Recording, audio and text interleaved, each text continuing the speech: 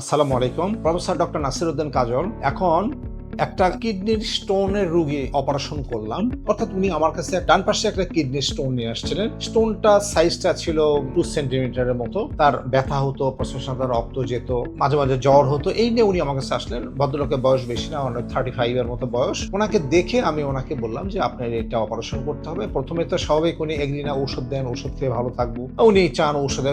একটা জিনিস জানতে হবে যে সব পাথরই কিন্তু ঔষধে যায় না, আবার সব পাথর অপারেশন লাগে না। খুবই যদি ছোট হয়, রাস্তা যদি ক্লিয়ার থাকে, হয়তো বা যেতে পারে। ওনাকে বললাম যে আপনার পাথরটা অনেক বড়, এই বড় পাথরটা আপনি যাবে না, আপনি এটা অপারেশন করলে ভালো থাকবেন। তো স্বাভাবিক উনি তখন করবেন না, তো জানতে চাইলেন অপারেশন কি কি। আমি ওনাকে ডিটেইলস বললাম কি কি ভাবে অপারেশনটা করতে পারি। যাই হোক, এখনকার যুগে আমরা আমাদের ফ্যাসিলিটিস এর মধ্যে আমরা সাধারণত ওনাকে পিসিএনএল করে দিই, অর্থাৎ কিছুই না, এটা আমরা ছোট্ট পিছন দিক দিয়ে একটা ছোট্ট ছিদ্র করে, ওই ছিদ্র দিয়ে আমরা পাথরটা বের করে নিয়ে চলে আসি। তো ওনাকে বললাম, উনি প্রথম এটা সম্পর্কে জানতে চাইলেন ডিটেইলস, ওনাকে বললাম, বলার পর উনি এগ্রি করলেন।